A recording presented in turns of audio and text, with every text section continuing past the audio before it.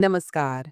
क्या आप जानते हैं रेनू न्यूज चैनल पर दोस्तों दुनिया एक नए तरह के युद्ध की तैयारी कर रही है जिसे तुर्की ने स्वर्ण युद्ध कहा है। ये कोई मिसाइलों और बमों का युद्ध नहीं है बल्कि सोने को लेकर एक वैश्विक दौर है जो किसी भी पारंपरिक युद्ध से कहीं अधिक महत्वपूर्ण हो सकती है। अब तक हम सैन्य शक्ति को टैंकों, तोपों और विशाल सेनाओं से मापते आए हैं, लेकिन तुर्की का दावा है कि स्वर्ण युद्ध इन सब से बड़ा होगा। तुर्की के मीडिया ने इसे भविष्य का महायुद्ध करार दिया है क्योंकि उनका मानना है कि अमेरिकी नीतियों ने वैश्विक मुद्राओं पर से भरोसा उठा दिया है और डॉलर भी अब कमजोर पड़ रहा है और डोनाल्ड ट्रंप का भी कोई भरोसा नहीं कब किसकी तरफ पलट जाए, और इजराइल भी यही चाहता है। इस अनिश्चितता से बचने के लिए तुर्की ने अमेरिका और ब्रिटेन जैसे देशों में जमा अपने सोने को वापस मंगाने की मुहिम शुरू कर दी है। ये अकेला तुर्की नहीं है। हाल ही में जर्मनी ने भी घोषणा की कि वो अमेरिका में रखा अपना सोना वापस लाएगा। अब बात करते हैं भारत की। भारत का एक बड़ा स्वर्ण भंडार बैंक ऑफ इंग्लैंड और स्विट्जरलैंड में स्थित bank for international settlement (BIS) में रखा है।